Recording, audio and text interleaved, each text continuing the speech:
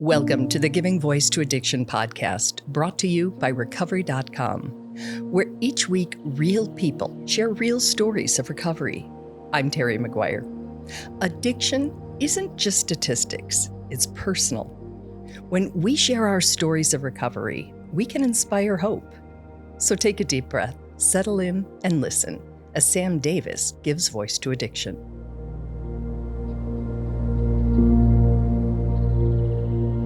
Sam Davis, thank you for joining us here in the studio. Glad to be here. Thanks for having me. Appreciate it. And we're going to be doing 2 episodes with you, which is different. Today, we will focus on your personal journey, your recovery journey. And then next week, we'll be back and talk about families and what you've learned as an interventionist about everything. You know, just how we can best help the people in our lives who are addicted and we want to support. Happy to do it. So let's start with the question, what are you hoping that people who hear the parts of your story that you're sharing today leave with? What do you hope they take away? Well, I would hope that people would take away the fact that addiction is just a result of a problem of pain, emotional, mental crisis, and that we all struggle with addictions to something. We all struggle with pain. And those that are struggling or have a loved one struggling can see that the focus should not be on what substances they're using or not using, but what do we got to do to treat the pain? What do you consider yourself to be in recovery from? I'm really in recovery from the mistaken belief systems that I had coming along in life. Some were planted in me, some through some adverse childhood experiences, and others I made up along the way. But in order to treat the results of those mistaken beliefs that I grew up around, you know, what I thought of myself, how I felt like I fit into the world, it was like I had the roadmap to my life was I had lost it, and it was like balled up somewhere. I had stains, all coffee stains, and I just couldn't figure it out. I thought that everyone could see that I didn't have the roadmap to life figured out, you know, so I didn't feel like I fit into this world, didn't feel like self-esteem was in the toilet. And so drugs treated that for a while, but it was cocaine at the end, cocaine, pills, methadone, poly substances, anything you had. And when did those feelings of not fitting in, not being enough, being different start? It started early. I started from the time I could talk until I was about 8 years old. When you identify as a cartoon character, a Porky Pig, you know, that's not really a cartoon character you want to identify with when you're a little kid. Doesn't do well for the self-esteem. And I was laughed at wherever I went. And then I was molested at 10. So not much to laugh at about that, but that really hammered in that I'm faulty, that I'm dirty, that I don't amount to much, and I have no value in this world. You know, so it started pretty young with me. I remember enjoying being alone. I'm from a rural area. And I spent a lot of time in the woods by myself because I felt safe being alone. I was comfortable. I could be whatever I wanted to be. And I usually played Army and was always the victor. I was always the hero. You know? I bet you won. Yeah. So. You said that the molestation was when you lost your authenticity. Mm-hmm. It was at that moment. I can go back to that moment of the next day walking down the hall. And I just kept saying to myself, like, what the hell? Like, what the hell? And like, I remember where I was in the hallway, like where the sun was shining through the window, what I had on. And it was at that moment, it's like, man, a real man would not have let this happen. If I was a real man, I could have prevented this. If I was tough, I could have prevented this. But I was 10 years old, you know, and no one can ever know. That was the next thing. Like, no one can ever know about this. That was a secret, a stain, if you will, that you thought you were going to take to your grave. Yeah. Oh, yeah. Yeah. And it has no power over me today. Like, I'll tell anybody, I'm telling everybody, you know. So, yeah, it has no power over me at all. Freedom. But I smoked a lot of cocaine trying to overcome that, and smoked a lot of weed and took a lot of pills, just trying to be okay. You have described yourself as a drug addict before you ever picked up a drug or started drinking. What do you mean by that? It was the feelings, right, of the why. I mean, the first time I got high, I was 12 years old, and I was in my grandparents' Christmas tree farm. And I was around all my cousins. And while we were cousins and we, for the most part, got along, I was always the butt of the jokes, right, because I stuttered and I was smaller and I was younger. But when we smoked that joint, I was part of a crew. I was a part of something secret. And I laughed and I ate Cheetos and we had a good time. And it did exactly what it was supposed to do. But what it did at a deeper level, I could breathe. I was comfortable in my own skin. So I had the feelings of uselessness. I struggled with personal relationships. I was a prey to misery and depression. Couldn't control my emotional natures. I was completely driven by fear of being alone, fear of not being respected, fear of change. I didn't feel like I could be of real help to other people. That was my default. That was how I felt before I ever picked up. And that is what addiction is. That is what I'm trying to treat when I'm putting substances in my system, is all of that ball of just mess and the noise in my head. I had that long before I ever picked up, long before. So I had the ism, and I found the solution to it when I was 12, the temporary solution, because it worked. It worked for a long time. Like, it did exactly what it was supposed to do. But then it started to turn on me and cut me to pieces. How do you explain to somebody who is really hurting, having some of those same thoughts and feelings that you did, that there are other ways to treat that core why? And there absolutely is. But here's the thing with the human condition is we've got to be in some pain before we're going to do something about it. And we don't know what level of pain we have to experience. It's just a human condition.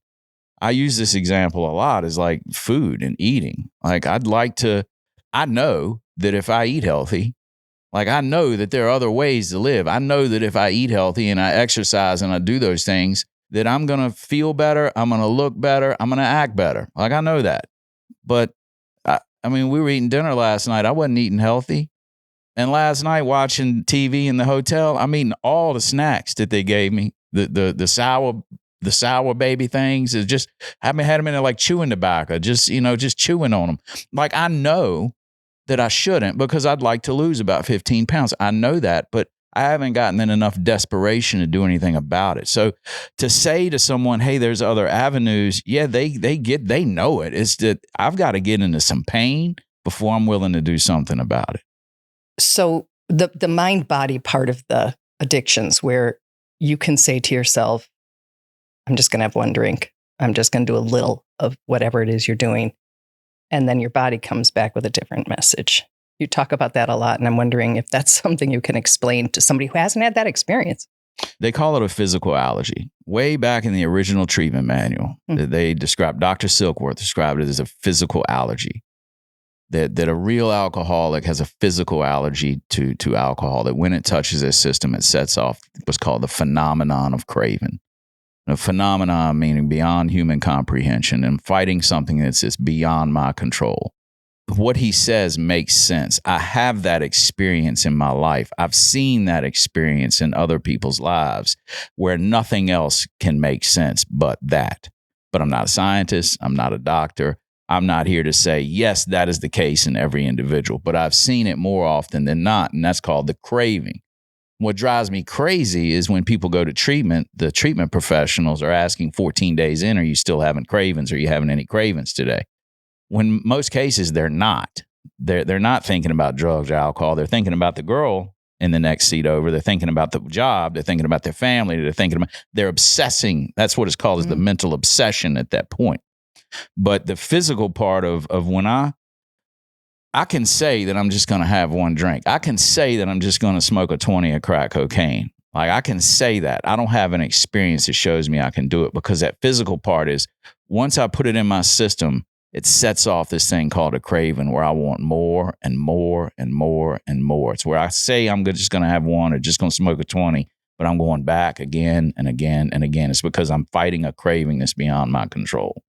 And then once I pass out and come to, or get locked up, or, come to my somewhat senses, the craving's gone. From that point, it's just a mental obsession telling me, running all these combinations about how this time is going to work, and I'm going to be able to control it, and I'm going to be able to enjoy it, and here's how. And then I buy the lie again, the craving kicks off, and off I go. So when you say that to someone in your life who is hoping you'll stop, of course, and you say, I'm going to cut back, I can stop, as the person that hears that, I can think, oh, you were lying because you kept doing it. But it sounds like you actually are believing that you're saying, I'm just going to do a little or I can stop. Oh, yeah. I can't differentiate the truth from the false at that point. My mind is running all of these combinations about how this time you're going to get that bottle of pills off the street and you're going to wean yourself off. You're going to do it this way. This is how it's going to work. And I'm buying that. I'm believing that. I'm without defense against buying that lie. That's also why I don't like the phrase drug of choice. My drug of choice is an Advil. I can choose whether I'm going to go to the cabinet and get another Advil. Once you put cocaine in my system, I can't choose whether I'm going to go back and get more or not. I've lost the power of choice. And with my mind lying to me and running these combinations over and over and over until I buy the lie, I've lost the power of choice. I'm going to choose getting high to treat this internal condition. And you describe an addicted person as selfish and self-centered to the core. What do you mean by that? I mean, we are. I mean, everything is about us. It's not because we're inherently just assholes, I don't think.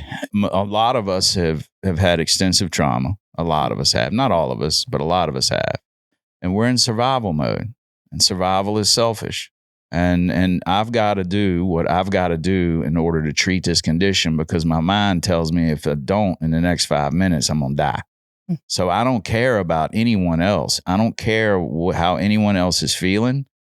I'm so wrapped up that the only thing that I can think about is me and my next move. It's a full-time job. How am I going to treat this condition right here? And it feels like life or death to you. For me, it wasn't like, well, I'm going to die, right? Because I knew that withdrawal wasn't going to kill me when what I was doing. I knew that it was going to be an unfathomable amount of pain and discomfort. And I couldn't wrap my head around how severe that was going to be. And I didn't want to take a chance facing that. And I don't think I'm that unique. You know, I think that most other people feel the same way. I mean, they talk about everyone recovers differently. And that's true. I mean, there's many pathways to getting sober, many. But what is an absolute is we've got to rebuild this internal constitution that we live our life by. One of the behaviors that I've heard you share was when you were driving your wife to the hospital to have your child. Yeah. Are you willing to share that one? Yeah. Yeah, I was just up that road the other day for different reasons. But, man, I'm sitting in the middle of the state. My wife's in labor. And I'm telling myself that I'm just going to get through this hospital stay and then I'm going to quit. You talk about selfish and self-centered. I'm like, there's no way that I can be in a hospital for this amount of days and going through all this without some pills. Because I was physically and emotionally addicted at that point. So my pill dealer lived about an hour in the opposite direction from where the hospital was. So, but it was on the same road. So I justified it that way. So she's in the truck with me in labor and I'm going the opposite direction from the hospital to meet the guy to get some pills. I didn't think anything of it. And the great codependent that she was like, oh, we'll be okay. I'll make it. It's no big deal. We'll make it. And she's over there in pain, in labor in my truck. We're going to get pills and going to the hospital. That's toxic. On both parts, that's toxic. You talked a bit about the wanting versus the being willing. When it was becoming noticeable that there was an issue, my family was like, man, something's going on here. I still didn't know like what was wrong with me. I didn't know. I thought it was just a bump in the road that, that I'd pull out of this, that I'll right the ship here, on my own. It's no big deal. But when I got home from my first treatment stay and then returned immediately to use, I knew that there was a problem. I had a child at this point, and I'm from a good family, and nothing more I wanted to be than a good father, a good husband, a good productive member of society. And I know this doesn't make sense to people that don't struggle with this, but like I had the want. There at the end, I had the want. I wanted so desperately to be different than what I was, but I had lacked the willingness to do anything about it. And the previous times that I'd gone to treatment, I went in there and I left there just as confused about what my problem was than when I went in the door. Just as confused. The only thing that happened was it was a 14-day and a 28-day stay with a reprieve from the day's use was really all it was. And the second time I came out addicted to methadone because they put me on methadone. And I didn't know what the hell was wrong with me. So my family thought what they were doing was helping me, which is buying a house down the road from them, allowing me to see the kids, keeping me employed in the family business, allowing me to have some autonomy in what my moves were towards wellness. They were allowing me to call the shots when I was the last person that really needed to be calling the shots about what my emotional health was going to be. So no one in my family, none of us really knew what we were doing, just bumping along. So those are the first two treatments. Then there were two more before the last one. Tell me about the third and fourth. The very first treatment was a detox day. My dad called and said, "What are we going to do about this pill problem?" He didn't ask me, did I have one? He didn't ask a whole lot of questions. His question was, what are we going to do about it? If he would have just said, and he could have just said, I would have fought it, but at the end of the day, I would have gone. Mm-hmm. If he'd have said, get your suitcase, you're going to treatment today. Like today. Like I'd have gone. Like I'd have fought it, but I'd have gone. But anyway, he asked me, what are we going to do about this pill problem? So I'm like, he got me dead to rights. I'm like, I don't know. And they didn't know what to do. I didn't know what to do. So the go-to place was the psych unit in the closest big city. I'm like, I just need to get it physically out of my system. And I was in there for 24 hours and they had taken my belt, taken my, my shoelaces and all that. I'm like, get me out of here. Get me out of here. So that was the first day. Mm-hmm. And I count that one because it was a horrible experience. Went right back to using. Right back. First time inpatient was just a 28-day spin cycle. Insurance stopped paying after 14 days. So they're like, I think you got it from here. No, you're good. My family's like, okay. And I'm like, all right. Came out, used, went immediately back. I don't know how long later, but I went right back to that place, came out, same thing, except this time on methadone. I had a run-in with an individual and chased him around the parking lot with a chainsaw. I didn't see any harm in it, but the law found a lot of harm in it. And afterwards, I realized the severity of my actions. And I went to jail, and that got me into a 90-day program in Mississippi. There was no step work. They you gave me a worksheet and said, hey, fill this out. Oh, congratulations, you did step one. It was no experience. It was just a lot of clinical information. And I was in there for 90 days, and I thought, well, surely for 90 days, I'm good to go. Mm-hmm. And came out and used, like quickly thereafter. I'm not saying like poor me, like I have some ownership in every one of these programs, right? I surely did not have the desperation. The reason I didn't have the desperation is because my family was providing me options and I knew it. I knew that it wasn't a sink or swim moment. Yeah, it was a moment to keep me out of jail, but I knew it wasn't a sink or swim moment about I would be 100% on my own, like 100%. Like if I'd have known that, there would have been a little more desperation, or if I would have experienced that. But because I knew that all of that was going to be kind of handed to me when I got out, I didn't have any desperation. But the last time, what changed with me was my family. My family got educated on what really was going on. My family got educated on how the manipulation works. What are all the tactics that an addicted individual use? And they started to realize that what they had been doing had actually been keeping me sick and making the problem worse. So they switched up how they dealt with me. And that is when the game changed for me. They intervened on me. By this time, I had gotten busted with cocaine. I was on probation. They said, you're either going to jail today. I had 2 deputies there waiting to take me, or you're going to treatment. And the treatment center is, by the way, there's no discharge date. You're going to be gone for at least a year. How do you describe that place in comparison to the others you'd been to? It was the Navy SEALs of treatment centers. It was a real treatment center. It was for people that were reluctant to recover. They didn't call them chronic relapsers. They called them reluctant to recover. They wouldn't take you unless you'd been to multiple programs. And what happened in there that was different? Like they took the discharge date off the table for one. Yeah. Like you're going to tell if somebody's compliant or surrender very quickly when you take the discharge date off. Because if you're constantly asking, when am I getting out of here? You're not surrendered. Mm-hmm. So that's a very powerful tool. They gave me the gift of time, like a long time. It takes time to recover. It really does, man. You got to have that foundation built solid before you can add stories to it. So the gift of time allowed me to go through the cycles of some ups and downs while in the confines of a structured, safe environment with professionals there to help me process the experience.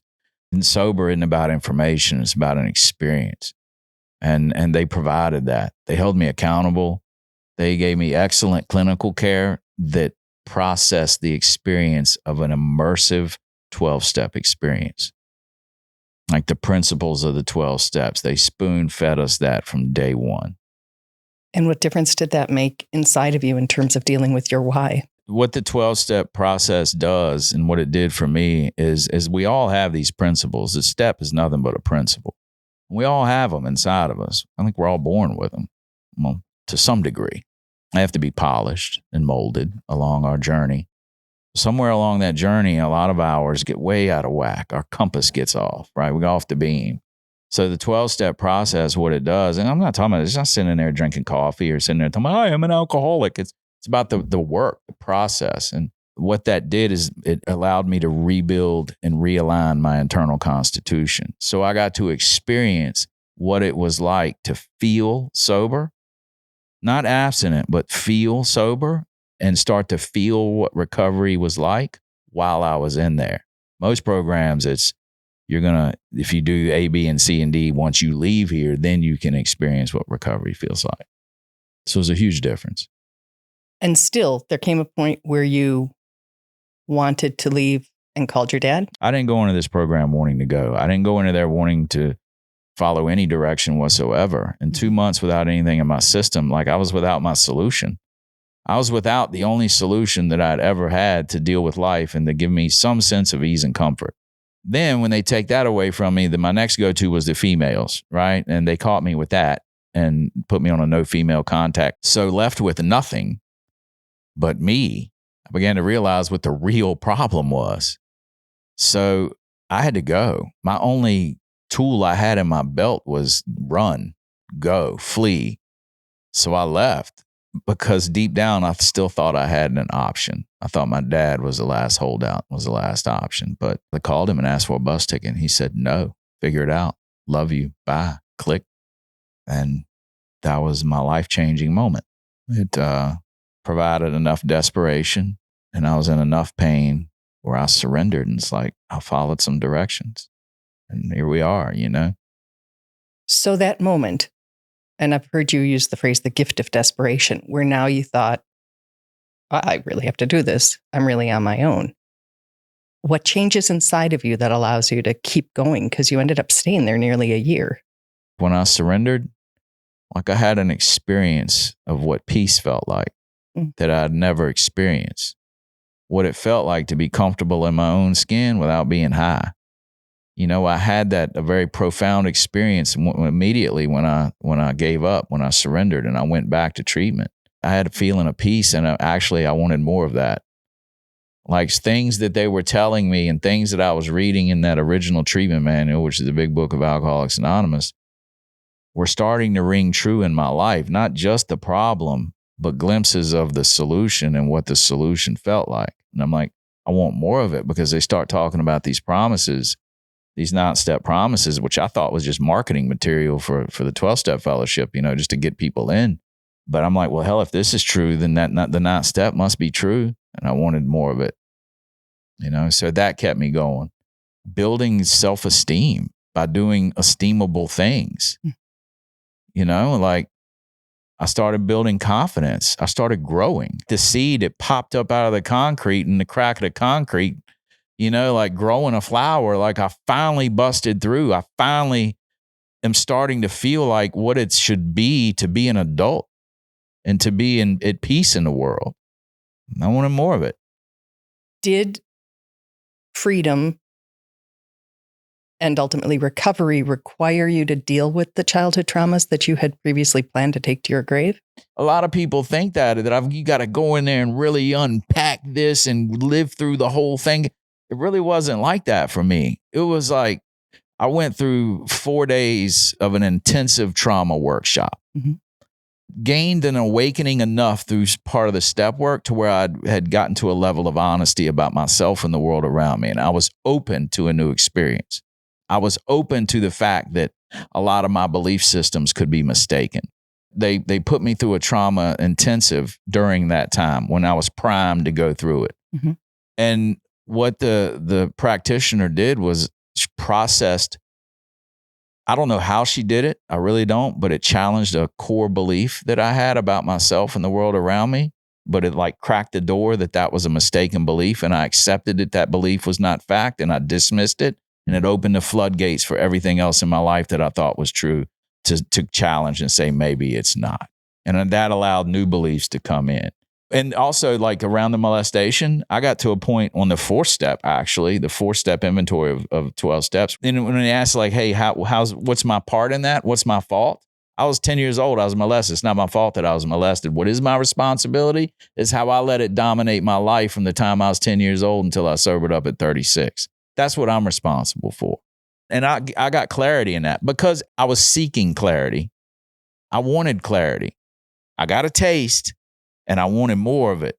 And the only reason I really got a taste is because I began to seek something I really didn't understand. I started going into this process instead of having answers, I went into it with a question. Like, am I this person? What's going on with me? Do these people have an answer? Instead of coming to the table thinking I've already got it figured out. So I began to seek. And as I was seeking, things were revealed to me. That's where my freedom comes. That's where the growth comes, is in the seeking. It's not in the understanding or knowing. That's what keeps me going, is the seeking. The freedom that you found, what does that feel like? What is that like internally to be living in that state?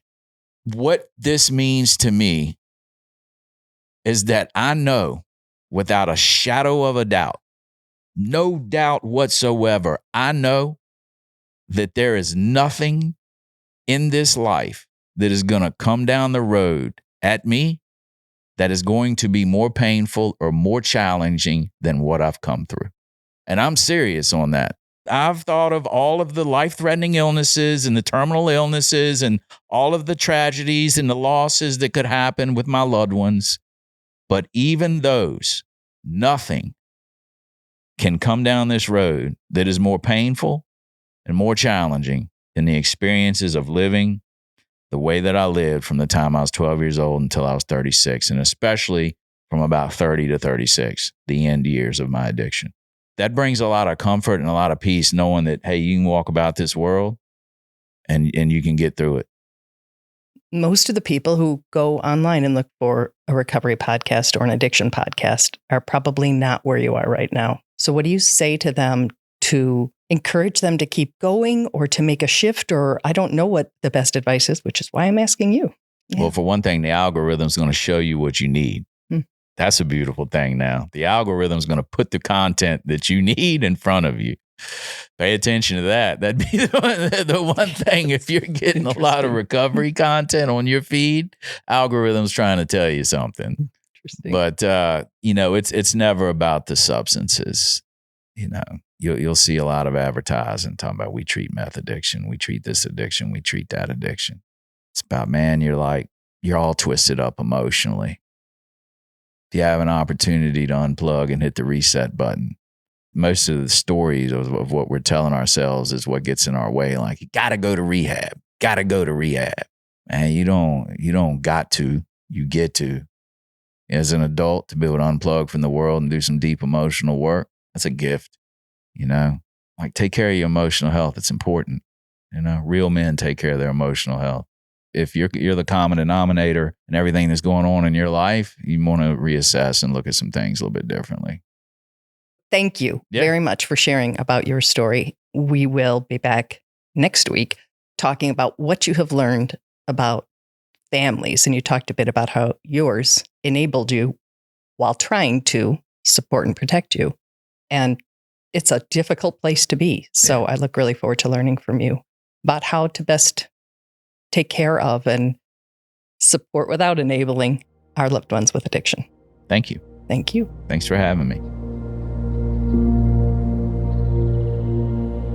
Join us next week as we continue our conversation with Sam Davis, this time focusing on how families and others can best support their addicted loved ones. In the meantime, check out Recovery.com for other valuable resources, including treatment options.